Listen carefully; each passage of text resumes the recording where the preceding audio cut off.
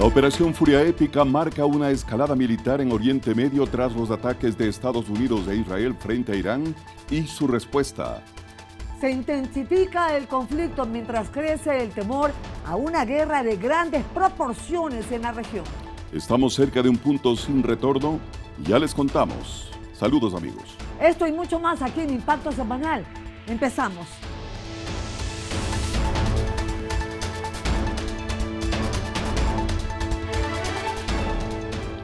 Atención, amigos, el presidente Daniel Noboa informó que del 15 al 30 de marzo regirá toque de queda en 4 provincias para operaciones masivas contra el crimen organizado y el narcotráfico. Veamos. El presidente de la República, Daniel Noboa, en el marco de la conmemoración de los 88 años de profesionalización de la Policía Nacional, dio a conocer que a partir del 15 de marzo hasta el 30 de marzo se generarán acciones contundentes en contra del crimen organizado en 4 provincias del país. La siguiente fase de combate y de esta guerra contra el crimen organizado empieza ahora. Y desde el día 15 de marzo a las 11 de la noche hasta el día 30 de marzo, a la medianoche, habrá toque de queda en las siguientes provincias: Guayas, Los Ríos, Santo Domingo y El Oro. Durante todo este tiempo, las autoridades han señalado se ejecutarán acciones operativas, en coordinación con otros países incluso, y es por ello que se hace un llamado a la ciudadanía para que no salga y permanezca en sus domicilios. Seguiremos luchando contra el crimen organizado, contra la minería ilegal. Seguiremos luchando contra la gente que aterroriza a nuestros barrios, a nuestra gente, a nuestras familias. Atacaremos las zonas de minería ilegal y de narcotráfico y contrabando. Y acabaremos completamente con todos aquellos que prefieren la anarquía y quieren un Estado fallido, más no un Estado fuerte. En el marco de los 88 años de profesionalización de la Policía Nacional, el comandante de la institución también resaltó el compromiso de día a día, hacerle frente a la inseguridad, y agradeció el respaldo del presidente de la República, Daniel Noboa, y así también del ministro del Interior, John Reinberg. Por primera vez en la historia de la Policía Nacional hemos creado un horizonte estratégico que guiará las acciones y operaciones de esta gran institución.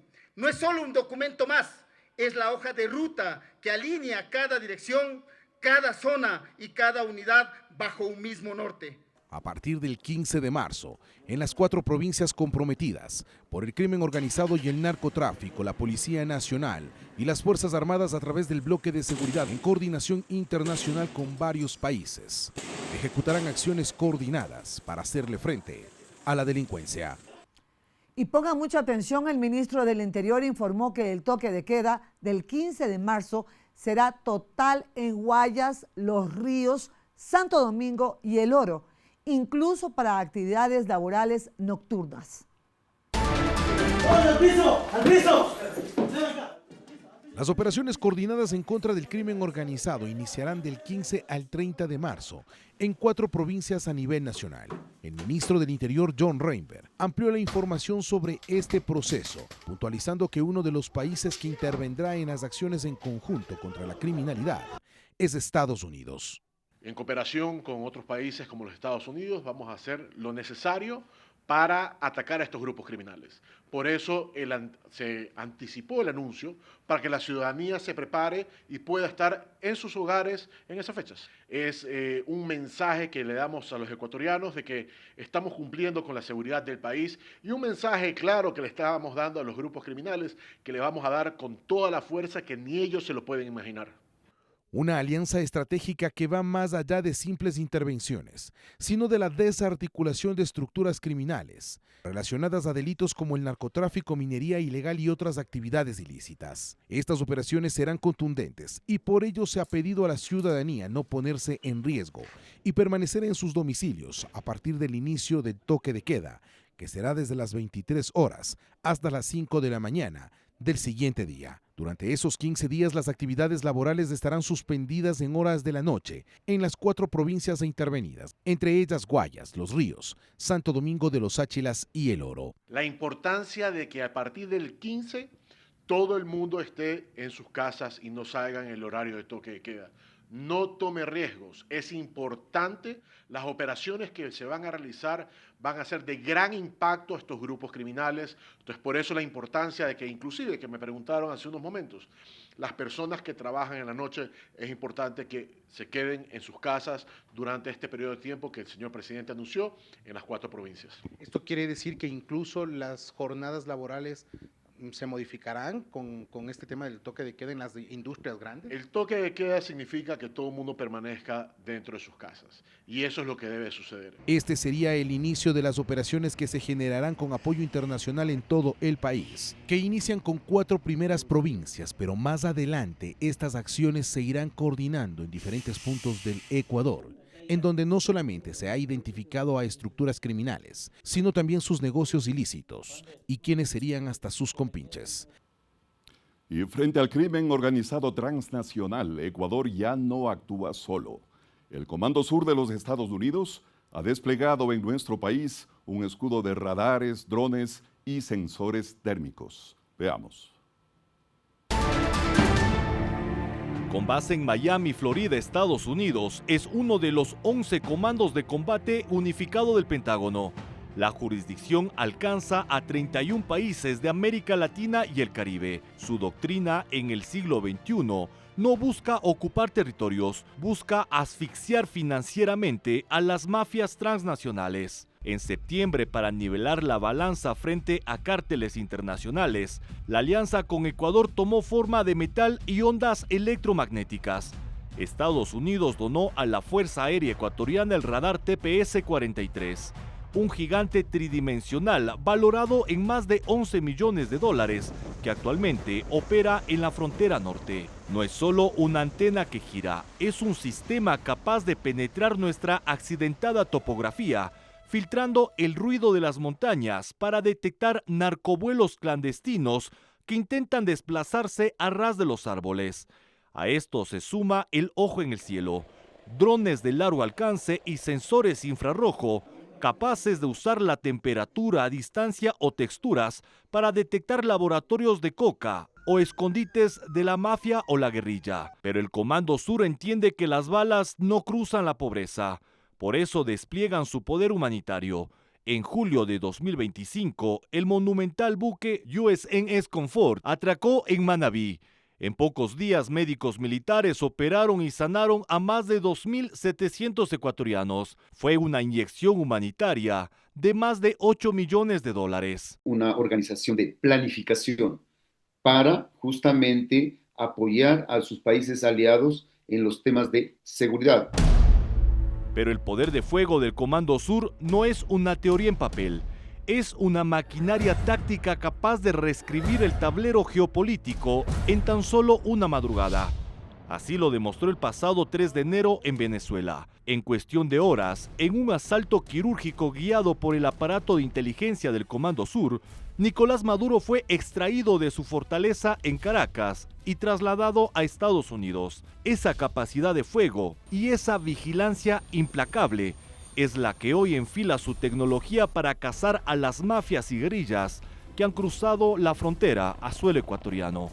Video desclasificado del Comando Sur confirmó el inicio de operaciones conjuntas entre fuerzas ecuatorianas y de Estados Unidos en territorio nacional. Un video desclasificado del Comando Sur confirmó a las 20:51 de este martes el inicio de operaciones conjuntas con Ecuador en una nueva fase operativa. El 3 de marzo, fuerzas militares ecuatorianas y de Estados Unidos lanzaron operaciones contra organizaciones designadas como terroristas en Ecuador. El mismo mensaje fija el propósito como una acción coordinada contra estructuras que Washington vincula al narcotráfico. Las operaciones son un poderoso ejemplo del compromiso de los socios en América Latina y el Caribe para combatir el flagelo del narcoterrorismo. En Ecuador, el Ministerio de Defensa enmarca esta fase como Operación Ofensiva Total. Los detalles tácticos han sido catalogados reservados por seguridad nacional. Se evita que la información se filtre, pero se anticipa que las operaciones se extenderán a todo el territorio nacional. En exclusiva, minutos antes del movimiento de tropas hacia la Amazonía, el noticiero habló con el jefe del Comando Conjunto de Fuerzas Armadas, quien anticipó el alcance de esta nueva fase. Tienen disposiciones claras, como le decía yo, sustentados en la nueva estrategia de seguridad que tienen los Estados Unidos. Viene realmente desde el señor presidente de la República de los Estados Unidos hacia el Ecuador.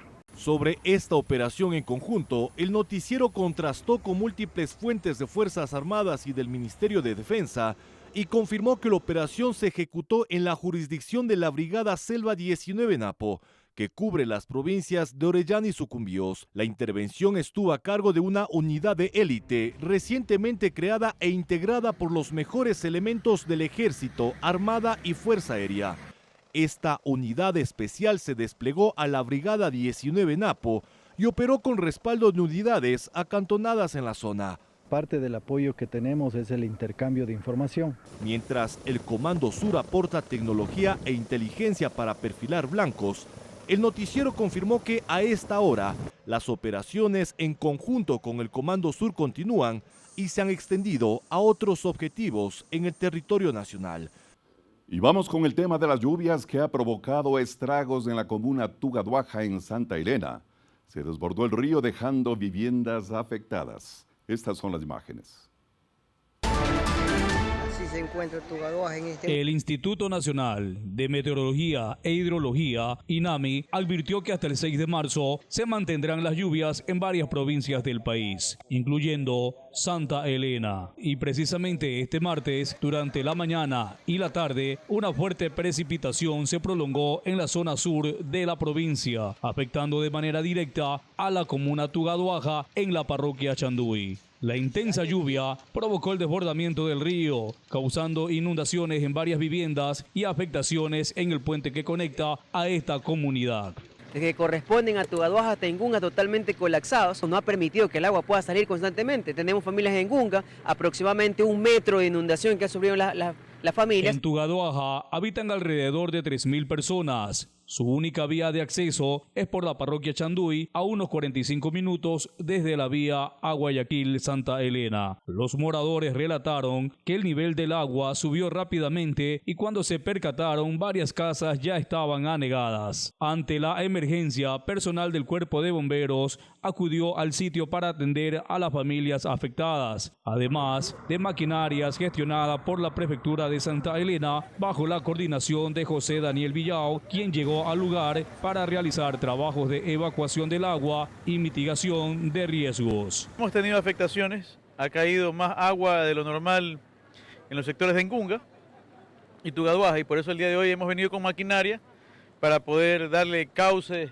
al río, limpiar la palizada y lo que está generando obstáculos, sedimento y lodo en algunos espacios. El presidente de la comunidad agradeció la presencia de las autoridades, destacando que se trata de un sector donde incluso no llega la señal de telefonía celular, lo que dificulta la comunicación en situaciones de emergencia. 1 metro subió el agua, ya mismo vemos qué es lo que se ha perdido, entonces gracias a ustedes también. Habitantes de Tugaduaja señalaron que hace varios años no enfrentaban una situación similar. Aseguran que el fenómeno natural les tomó por sorpresa y ahora piden mayor prevención y monitoreo ante la continuidad de las lluvias anunciadas.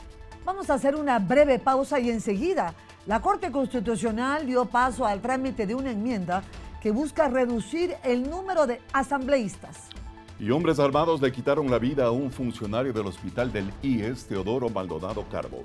Esto y mucho más aquí en Impacto Semanal.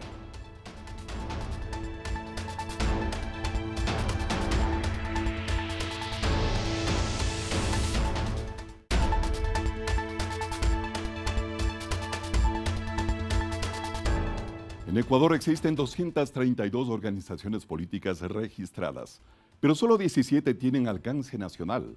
Una reciente decisión de la Corte Constitucional abrió la puerta a una reforma que podría eliminar hasta el 92% de los movimientos políticos. Veamos. En Ecuador existen 232 organizaciones políticas registradas ante el Consejo Nacional Electoral, pero solo 17 tienen carácter nacional. Según datos oficiales proporcionados por el CNE, el sistema político ecuatoriano está compuesto por 7 partidos políticos y 10 movimientos nacionales. A ellos se suman 63 movimientos provinciales, 138 cantonales y 14 parroquiales. En total, 215 organizaciones políticas no son nacionales. En términos porcentuales, más del 92% de las organizaciones políticas del país operan solo a nivel local. El Código de la Democracia establece que los partidos políticos son de carácter nacional y deben reunir afiliación equivalente al 1.5% del padrón electoral nacional. Los movimientos políticos, en cambio, pueden crearse en cualquier nivel territorial, nacional, provincial, cantonal o parroquial, con respaldos equivalentes también al 1,5% del registro electoral de su jurisdicción. Pero el modelo podría cambiar. Un dictamen reciente de la Corte Constitucional dio vía para que se tramite una enmienda a la Constitución que plantea que las organizaciones políticas tengan solo carácter nacional. Si esa reforma avanza, los movimientos provinciales, cantonales y parroquiales podrían desaparecer del sistema político ecuatoriano. Para algunos analistas, el actual diseño institucional ha permitido la aparición de organizaciones sin actividad permanente. Sí, hay partidos de alquiler, es evidente. Muchos partidos son de movimientos de alquiler, partidos de alquiler. Llegan las elecciones, se activan estos movimientos y que no tienen una actividad permanente, ¿no? No hay una actividad política permanente, nadie les ve. La propuesta ahora deberá seguir el trámite legislativo. La Asamblea Nacional tendría que aprobar la enmienda con mayoría calificada, 101 votos. Si la reforma se concreta, el mapa político del país podría cambiar radicalmente. Más de 200 organizaciones locales quedarían fuera del tablero electoral, pero esta reforma no aplicará para las elecciones del próximo 14 de febrero de 2027, porque el trámite tardaría más de un año. La Corte Constitucional dio paso al trámite de una enmienda que busca reducir el número de asambleístas, propuesta planteada por Lucio Gutiérrez y que antes fue impulsada por el presidente Daniel Noboa en la consulta popular del 2025.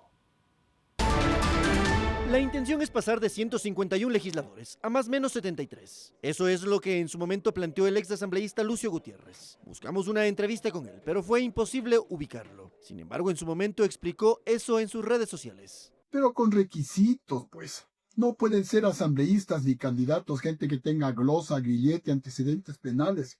¿Qué sacamos? Que vayan menos de 80, pero van a ir los mismos pillos con antecedentes penales. No pueden ir niños a la Asamblea Nacional. La Corte Constitucional dio luz verde a que a través de la Asamblea Nacional se tramite esa propuesta de enmienda a la Constitución, que podría reducir el número de asambleístas.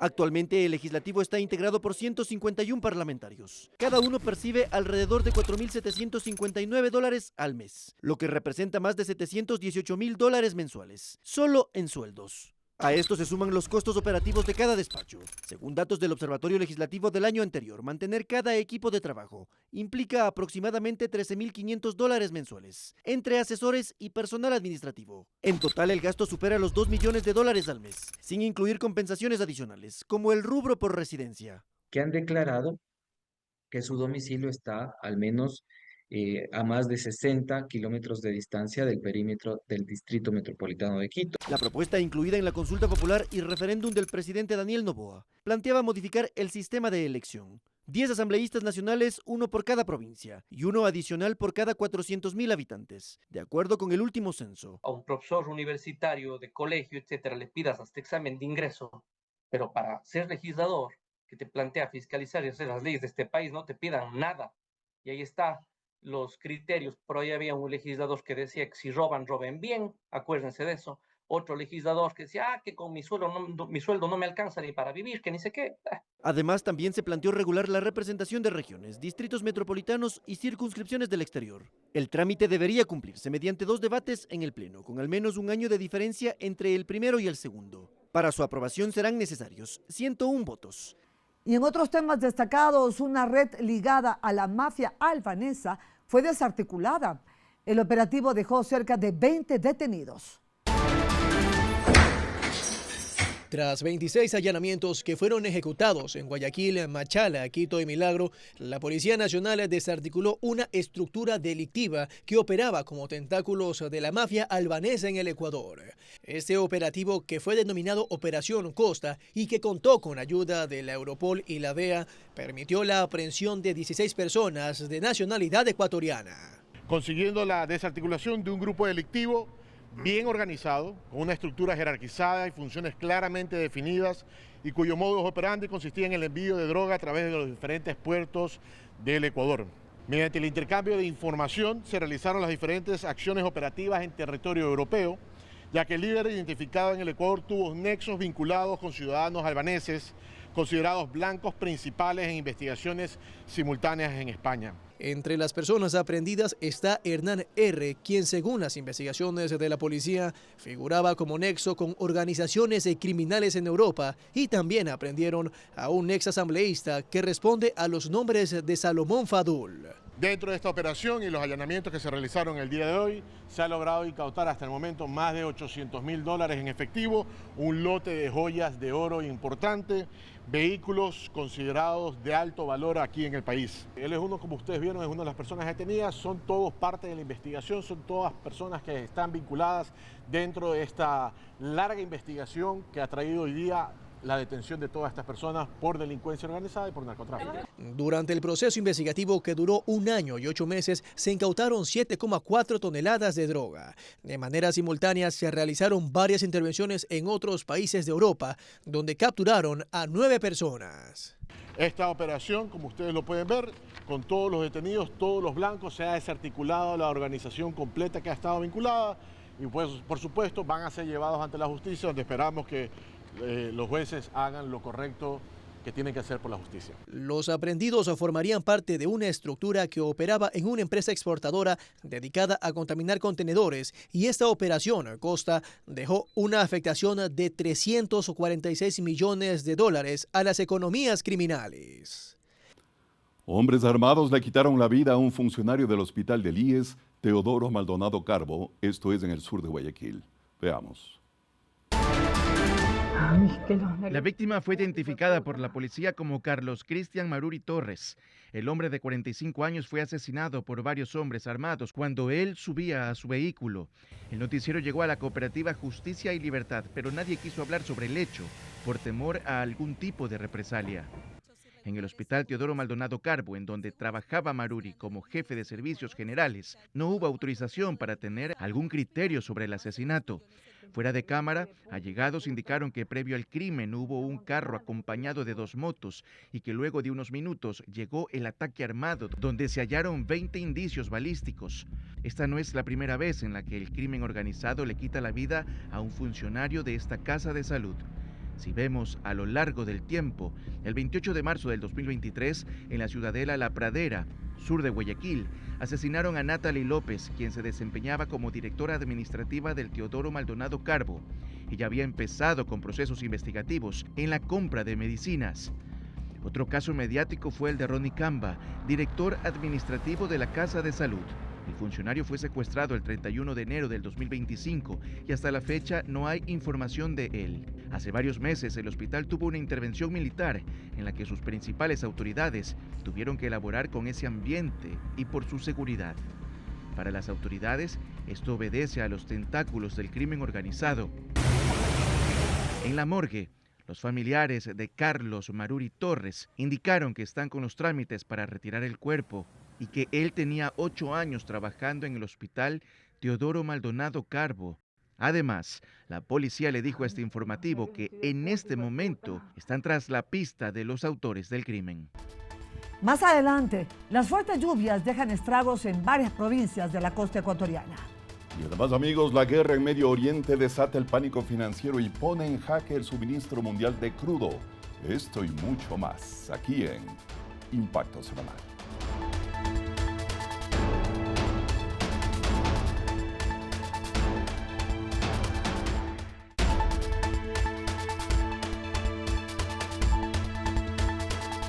Mientras tanto, en la provincia de Santa Elena, en donde las fuertes lluvias han afectado la comuna Chanduy, el sector pesquero ha quedado paralizado. Veamos. Las lluvias registradas en las últimas horas siguen generando emergencia en la provincia de Santa Elena. En las comunas de San Rafael, Puerto de Chanduy y Chanduy se reportaron las principales afectaciones tras el fuerte temporal. En San Rafael, el tramo vial que conecta con Chanduy estuvo completamente anegado. La acumulación de agua y lodo impidió la circulación vehicular en este sector.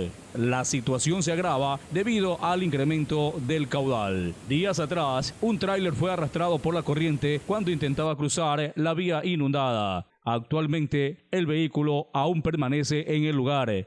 Sin embargo, con la fuerte lluvia registrada en las últimas horas, quedó totalmente cubierto por el agua, evidenciando el riesgo de transitar por el lugar mientras continúan las precipitaciones. Ya prácticamente la población está aislada, ¿no? Si de repente por la vía que usted viene, ahí hay un puente de cajón, que aparentemente no se lo aprecia. En el puerto de Chanduy, las lluvias estuvieron acompañadas de fuerte oleaje. Los pescadores están afuera, no pueden ingresar aquí a puerto. Varias embarcaciones permanecen en la orilla como medida preventiva ante las marejadas, lo que ha obligado a suspender temporalmente la actividad pesquera. Esta paralización afecta de manera directa a decenas de familias que dependen de esta labor. Un artesano comentó que perdió su herramienta de trabajo a causa del temporal, lo que representa pérdidas económicas considerables. Mis abuelas, más triste pues mis abuelos que están, un abuelo operado aquí y no puede caminar, tuvimos que sacarlo a otro lado porque no. En Chanduy, los habitantes se mantienen atentos ante posibles nuevas precipitaciones, mientras las autoridades realizan monitoreos en las zonas consideradas vulnerables. El invierno vuelve a impactar a la provincia de Santa Elena, dejando vías intransitables, familias afectadas y pérdidas económicas que golpean directamente el sustento diario de varias familias. Mientras el agua baja lentamente, queda una realidad evidente. Cada temporada de lluvias expone la fragilidad de estas comunidades y la urgencia de soluciones definitivas para evitar que esta historia se repita una y otra vez. Y vamos con el tema de las lluvias que ha provocado estragos en la comuna Tugaduaja en Santa Elena. Se desbordó el río dejando viviendas afectadas. Estas son las imágenes. Babahoyo está completamente sitiada por el agua. Las lluvias intensas y el desbordamiento de al menos 4 ríos han provocado que todos los sectores del contorno de la ciudad estén anegados. Son decenas de barrios, ciudadelas y cooperativas en las que se evidencian cuadros de esta naturaleza. Familias desesperadas porque el agua incluso cubrió la mitad de sus casas. Es algo desesperante ver que usted, lo poco que ha adquirido, usted lo ve en segundos, en minutos que se le destruye todo. Transitar por los muros y calles se ha vuelto un tormento. Las lluvias no cesan y el nivel del agua continúa aumentando. Ya llevamos muchos años. Es la preocupación de todos los años que los niños, personas adultas mayores tienen que salir. Sin tener a dónde acudir, a los afectados no les queda más que convivir entre el agua, mosquitos, contaminación y peligros. Claro, hay harto mosquitos. Hay mosquitos, hay el dengue, hay niños con fiebre. Pero el invierno no solo golpea a la periferia de la ciudad, sino también a las zonas urbanas, como la parroquia Barreiro, donde el afluente colapsó y el agua ingresó a las calles y casas. No sé ahorita dónde buscar quien me ayude porque no tengo a dónde ir. Aquí la población incluso utiliza canoas para no tener que caminar entre el agua que durante días mantiene inundada a la parroquia. Debido a este escenario, el Comité de Operaciones Emergentes Cantonal sesionó y declaró a Babahoyo en alerta roja.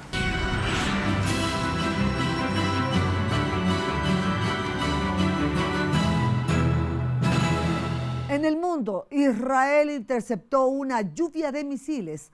Además, el Senado de Estados Unidos ratifica la ofensiva militar en curso.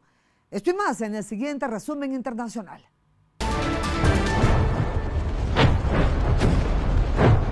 La región de Oriente Medio ha entrado en una fase de destrucción masiva que comenzó el sábado 28 de febrero. Irán lanzó ataques directos contra la flota naval estadounidense en el Golfo. Hoy, lunes, la crisis ha pasado a un nivel más crítico tras el ataque iraní contra una refinería en Arabia Saudita, golpeando el corazón energético de la zona. Este bombardeo se suma al colapso total del transporte aéreo. Los aeropuertos de Dubái, Kuwait y Bahrein suspendieron sus operaciones tras ser blanco de drones y misiles. En Dubái, el impacto en la terminal dejó 4 heridos y daños materiales, mientras que en la ciudad, una mujer filipina transmitió en vivo el momento en que un misil destruía su apartamento. El pánico también llegó a Abu Dhabi y Qatar, donde drones iraníes destruyeron una fábrica de alimentos y atacaron la base militar estadounidense. En el frente israelí, el aeropuerto Ben Gurion fue escenario de terror cuando un avión fue atacado justo antes de despegar. En Tel Aviv, un bombardeo de misiles dejó 21 heridos, varios de ellos en estado grave, mientras las sirenas no dejaban de sonar. El golpe que cambió el rumbo de la guerra fue la muerte del líder supremo de Irán, Ali Khamenei, confirmada por la televisión estatal tras un ataque de precisión de Israel. Este suceso provocó que manifestantes antirrégimen derribaran estatuas del ayatolá, aunque las fuerzas iraníes respondieron atacando el consulado de Estados Unidos en Erbil, una base en Qatar y posiciones en Jordania. Estados Unidos difundió videos de estos ataques sobre puntos vitales de la ciudad. Por su parte, el primer ministro británico, Keir Starmer, autorizó el uso de sus bases para que aviones estadounidenses ataquen a Irán y envió expertos en drones del Reino Unido y de Ucrania a la región. Francia ha movilizado su portaaviones nuclear Charles de Gaulle. Actualmente, las potencias europeas y Washington operan en conjunto para neutralizar la capacidad militar iraní. La escalada bélica en Oriente Medio ha alcanzado un punto de no retorno que redefine la seguridad global y la estabilidad económica. En un despliegue de fuerzas sin precedentes, España ha reafirmado su compromiso con la defensa de la Unión Europea y su frontera oriental mediante el envío de la fragata Cristóbal Colón. Este buque de guerra, pieza clave de la Armada Española, tiene previsto su arribo a Chipre el próximo 10 de marzo. Y asegurar los flancos estratégicos de la Alianza Occidental en un momento de máxima tensión. Simultáneamente, las defensas antiaéreas han protagonizado intensas intercepciones de misiles balísticos sobre Tel Aviv, manteniendo a la población civil en refugios mientras el estruendo de las explosiones sacude el centro del país. Esta ofensiva iraní ha encontrado una respuesta política y militar contundente. El Senado de los Estados Unidos ha rechazado por una mayoría de 53 a 47 votos un intento de frenar los ataques militares contra Irán, otorgando un respaldo político implícito a la continuidad de las acciones bélicas. La represalia conjunta de las fuerzas estadounidenses e israelíes ha dejado un rastro de destrucción profunda en territorio persa. La ciudad de Khorramabad reporta graves daños materiales tras los ataques aéreos. Informes recientes confirman que bombardeos israelíes han golpeado directamente la base militar de Sanandash, un enclave estratégico de las fuerzas iraníes. Un dron golpeó el aeropuerto de Nakhchivan en Azerbaiyán, forzando la suspensión de todos los vuelos y confirmando la expansión del conflicto. Las entradas a los suburbios del sur de Beirut se encuentran colapsadas mientras los residentes huyen siguiendo las advertencias de evacuación.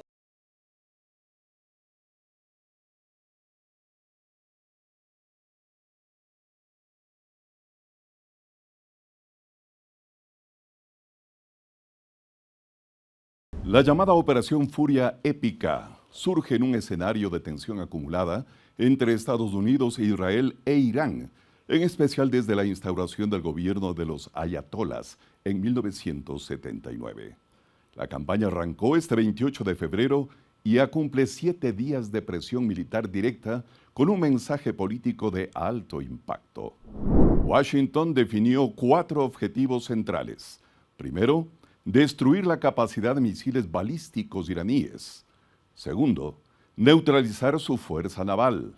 Tercero, impedir que Teherán obtenga armas nucleares. Y cuarto, cortar el apoyo a milicias aliadas de la región.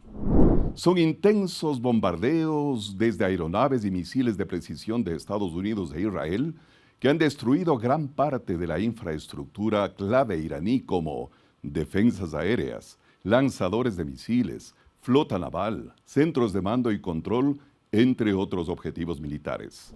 El complejo del líder iraní, Jamenei, también fue alcanzado por las bombas el primer día de las operaciones y resultó muerto. Irán ha respondido con misiles y drones hacia Israel y bases norteamericanas ubicadas en varios países de la región, incluyendo infraestructura civil, ampliando así el riesgo de una gran escalada. Hay un elemento clave, el estrecho de Hormuz, por donde circula alrededor del 20% del petróleo mundial. Cualquier amenaza en esta vía estratégica ha impactado directamente en los precios del crudo y ha tensionado la economía global. El presidente Donald Trump llamó al pueblo iraní a tomar el control de su destino. Es un mensaje con carga política que busca debilitar al gobierno desde adentro. Ha advertido que la operación podría durar entre 4 y 5 semanas y todo el tiempo que sea necesario, lo que significa que estamos ante una campaña sostenida. Luego de varios días desde el inicio de la ofensiva, la incertidumbre crece ante la escalada sostenida del conflicto que amenaza con sobrepasar un punto sin retorno.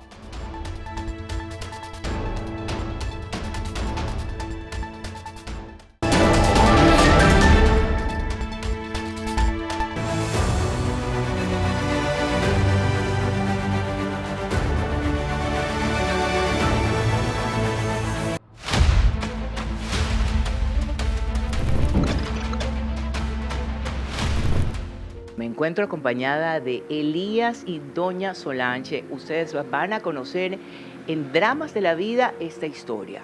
Una abuela que está a cargo de su nieto, puesto que batallan contra la distrofia muscular.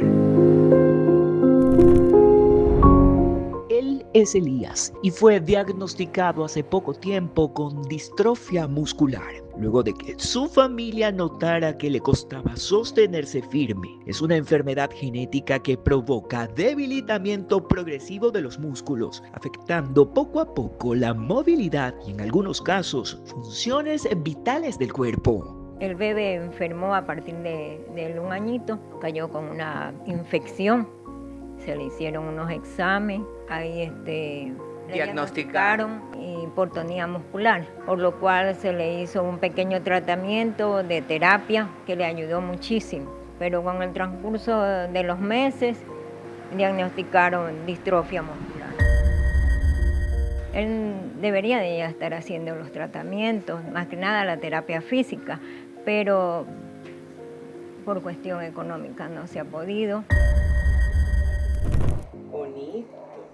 Hoy el pequeño Elías necesita con urgencia un costoso examen genético, clave para entender cómo evolucionará su condición y qué tratamientos podrían ayudarle a tener una vida más estable. Sin embargo, su realidad económica es difícil.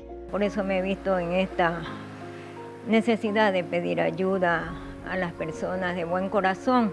Como abuela me siento agradecida con Dios por darme esos nietos tan hermosos, pero bueno, Él ha querido dar esa pequeña, como le digo, prueba que nos da el Señor para poderlo buscar a Él con más intensidad.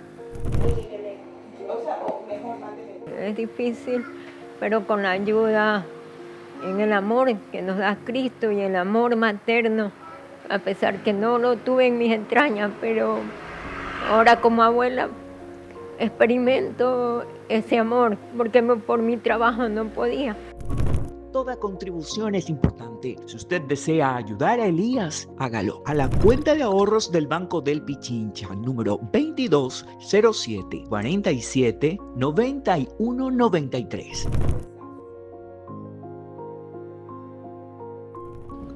Y en otro tema, amigos, más de 380 solicitudes se han registrado en menos de un mes para acceder a créditos hipotecarios de vivienda impulsados por el gobierno. A esto se suma la decisión del presidente Noboa de ampliar el plazo de pago hasta 30 años. Las iniciativas impulsadas por el gobierno nacional para que más personas puedan acceder a casa propia han logrado un gran atractivo en el público.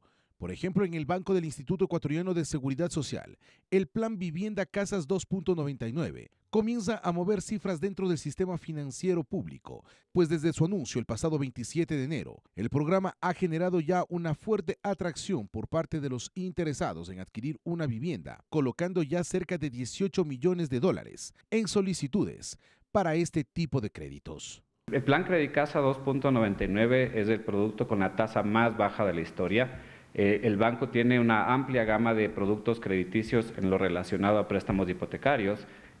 Podemos adquirir viviendas con montos, los preferenciales, con el financiamiento hasta 65,000, pero el banco financia incluso inmuebles de hasta 400,000 dólares. Según cifras del Banco del Instituto Ecuatoriano de Seguridad Social, desde el 27 de enero que inició este tipo de programas de crédito hipotecario, se encuentran en proceso 320 solicitudes, de las cuales por falta de documentación o algún tipo de requisito han sido anuladas 114, de todas ellas desembolsadas ya 14, dando un total de 444 operaciones de créditos hipotecarios bajo estas nuevas modalidades. Muy importante para el bienestar de las familias, para un futuro poder proyectarse a tener una vivienda propia. La precalificación se realiza mediante nuestra página web, es todo en línea. El cliente tiene que ingresar con su usuario y contraseña, entrar a nuestro módulo de préstamos hipotecarios, inician el trámite, el propio sistema hace la precalificación automática. Posteriormente se entrega un documento con los requisitos que el cliente debe presentar en nuestros balcones de servicio.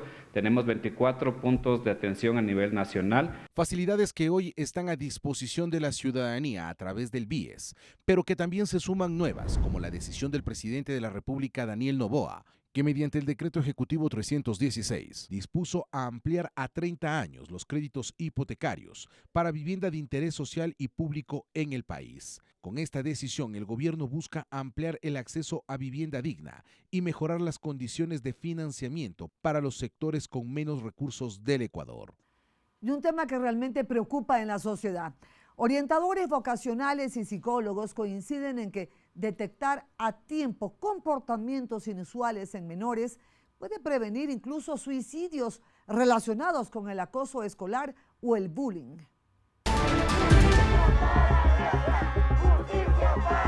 El suicidio de Grecia Angos, de 13 años, hace 11 días en su domicilio en Toctiuco, encendió de nuevo el debate sobre el acoso escolar y cómo influye en la salud mental de las víctimas. Nelson Sosa, psicólogo a cargo del Departamento de Consejería Estudiantil de una institución educativa del centro de Quito, señala que la labor como responsable de esta área debe enfocarse en recibir las alertas de los estudiantes sobre agresiones físicas o verbales, realizar una investigación y emitir un informe en caso de confirmarse las denuncias. Pero lo que hagan en el establecimiento se complementa con la educación que reciben los adolescentes en casa. La primera escuela es desde casa, en donde se forman los valores, donde se forma prácticamente toda la toma de decisiones también de los estudiantes. Y es que los padres de familia dejan solos a los estudiantes, entonces también no va a haber ese apoyo. También es importante prestar atención a los cambios inusuales de comportamiento de los menores. Eso es un indicador clave de que algo está sucediendo con ellos.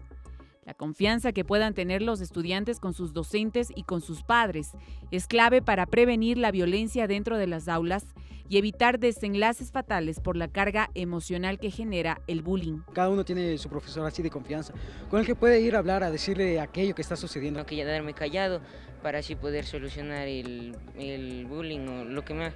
Las autoridades de los planteles educativos son importantes en la prevención del acoso escolar, creando espacios de buena convivencia, respeto y dando paso a charlas sobre esta problemática. Generando conciencia en los estudiantes, lo que puede provocar un chiste de mala broma, porque desde ahí puede iniciar el bullying.